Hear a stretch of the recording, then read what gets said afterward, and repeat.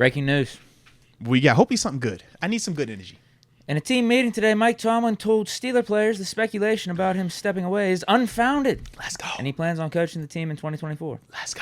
Tomlin, who's entering the final year of his contract, is expected to address the media later this week. Let's go. Unfounded? Do you believe that? Is it unfounded? So some of the reports came from reputable guys. I can't speak for Glazer as much, but they say Schefter was one of them. They say Glazer is his man. Well, there's that, but also one of the reports came from Adam Schefter. And I know the way you talk about Adam Schefter. He knows what you're thinking before you're thinking it. Schefter is in bed with people that I'm just like, I don't know how. How did this happen? How did you get that access? Did you sell your soul to the devil? All right. Like when they talk Illuminati, I'm like, I don't know who is the Illuminati, but Schefter might work for them in some capacity. When I tell you Schefter told about JPP things getting blown up before JPB could talk about his things getting blown up, I'm like, bro, how do you have the actual hospital file?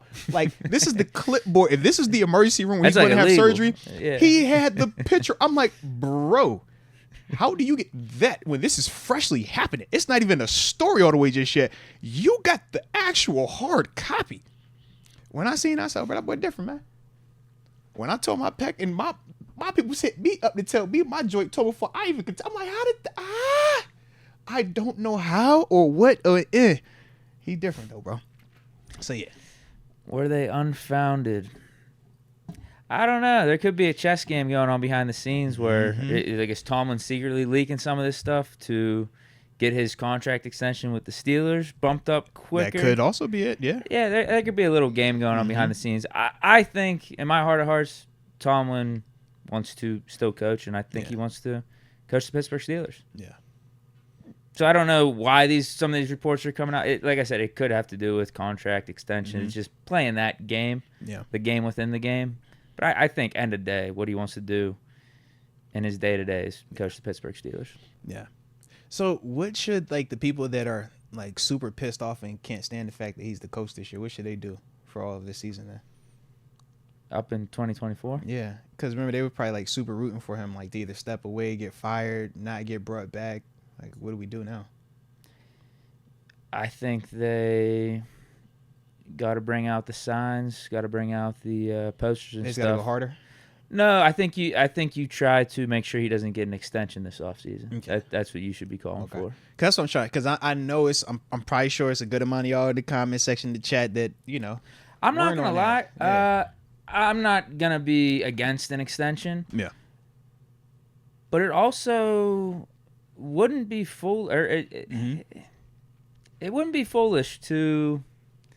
Or what am I trying to say? It wouldn't be foolish. Let's just say I think it would be wise as well. It could be another approach to just let the contract play out. That's what I'm saying.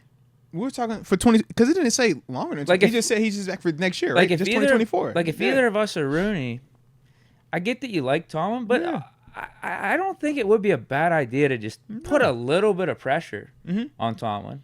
Yeah. And just be like, let's just see. Let's just see how this year goes. Yeah. Because we talk about the playoff stuff. Like, that is real. I'm with you, We bro. can appreciate Tomlin always getting his team in the mix year in, year out. We're at least going to have a 500 record.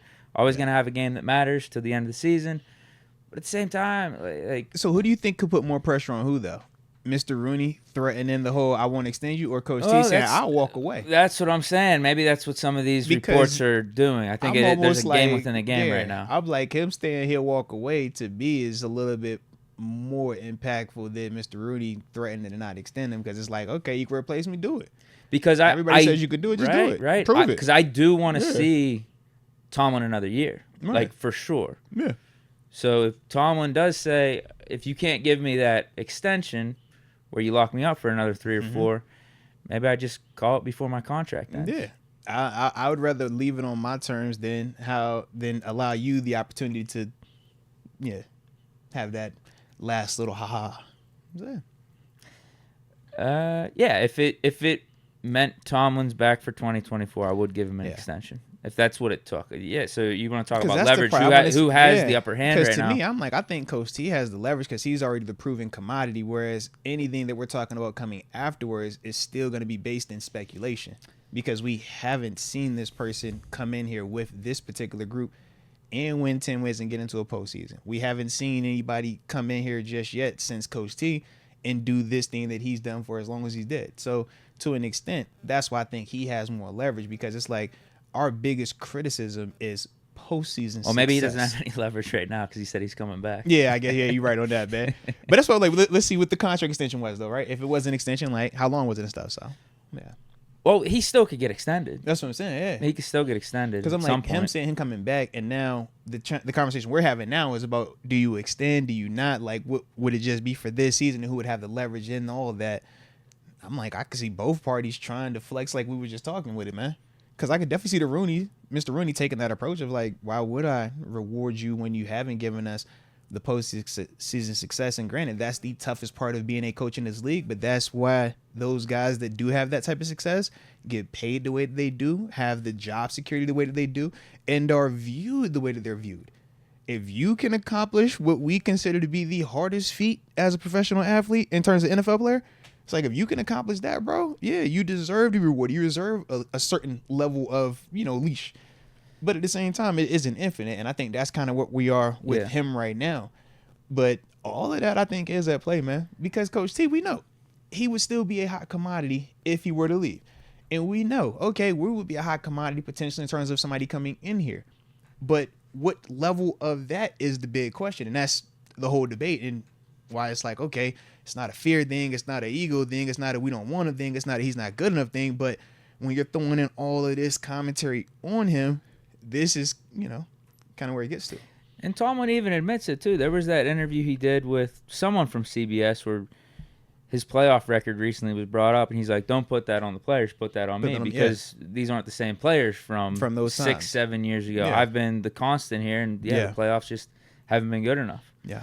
Like I said, that is literally the hardest part when you get to that postseason, because you don't get a do-over. You have to be perfect every single time. You got to have luck bounce your way every single time. Everything has to go your way, and it's not just 1 week. It has to keep repeating versus another team that is feeling just as lucky, just as good, believes in themselves just as much. So, yeah, man, like I said, I get it. But at the same time, we understand, too, once you've had a chance to taste it, which the fans here have, you get obsessed with it.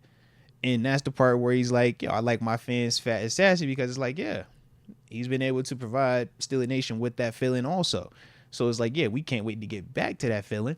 But it's also to the point where we at times will do what some might deem as reckless. Others might just seem as normal. Just depends on where you're looking at it. But, what you're willing to do to potentially get that feeling again, that's the part that we kind of all navigate through, where some people it's a lot more aggressive, right? Fire a dude after one loss, it doesn't matter. Others are more lenient. Man, keep him here forever.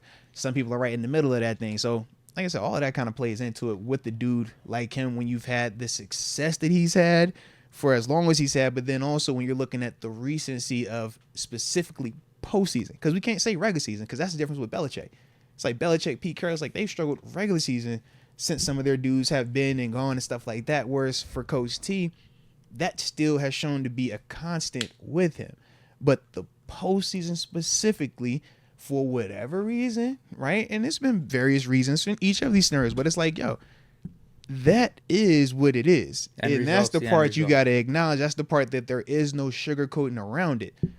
So, yeah. I got two more things with this.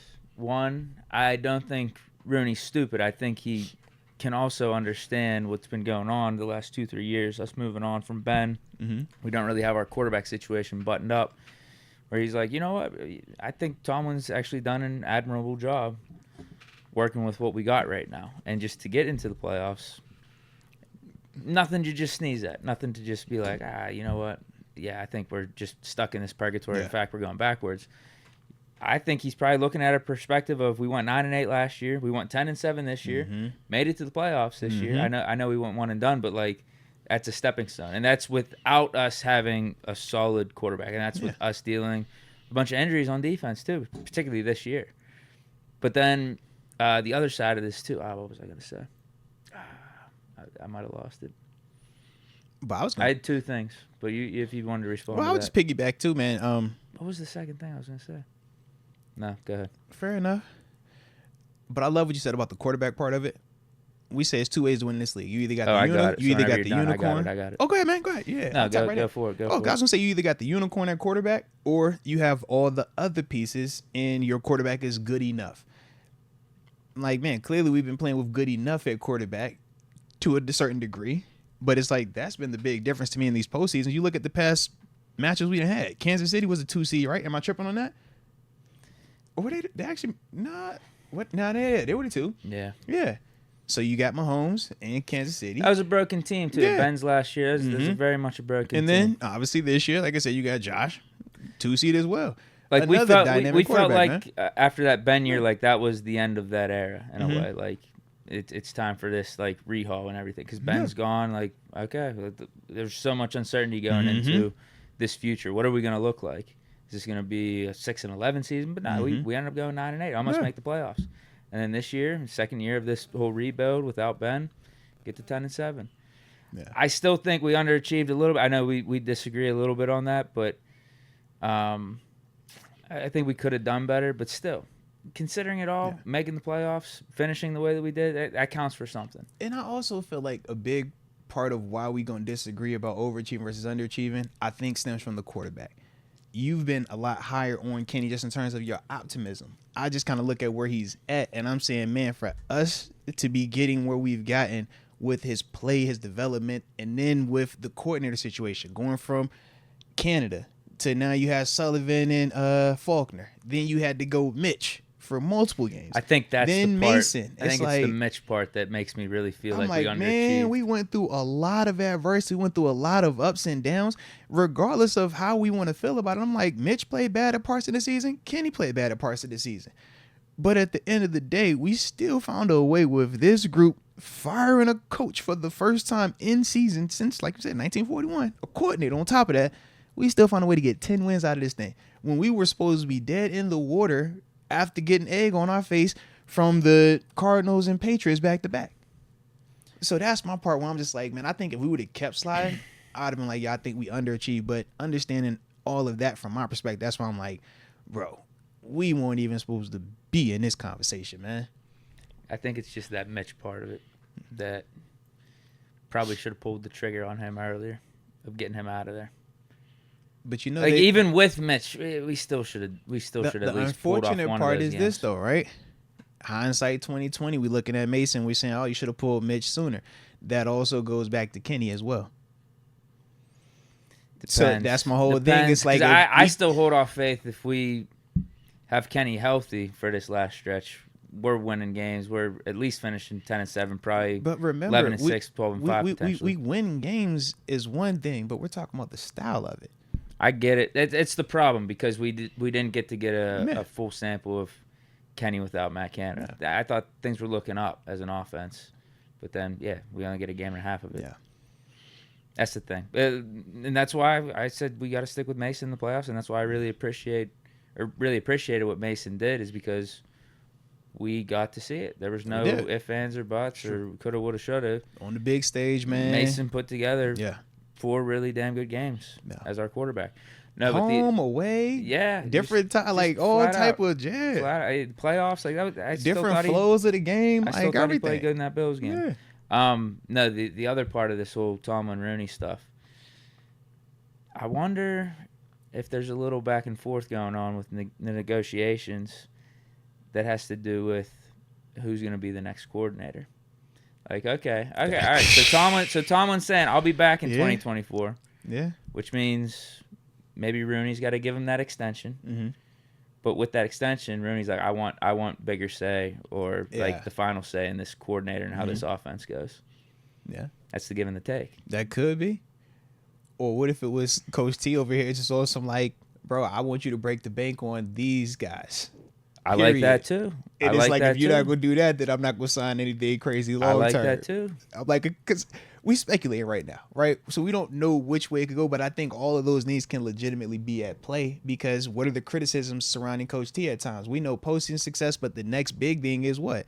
We talk about the coaching tree. Who are your coordinators? Why don't your coordinators constantly get picked at for head coaching opportunities like we see some of these other guys, that are more offensive minded?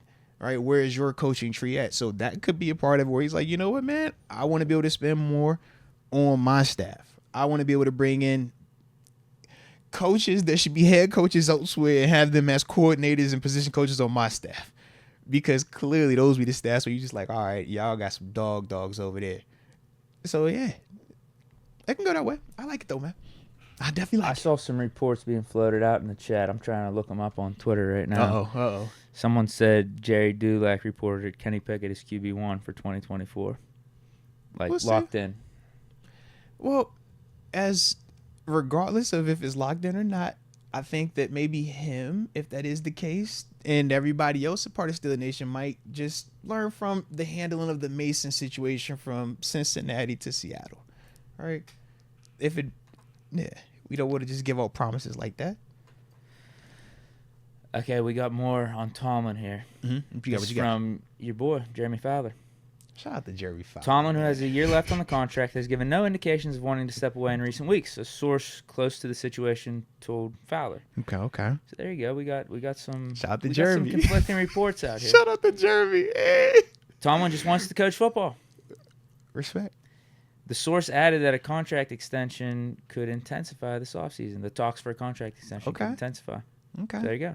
If we get the extension, I think that would give us even more clarity on, his thought process, the Rooney's thought process, and PFT has reported the Steelers want Mike Tomlin back with an extension. Pro Football Talk. So they want him back.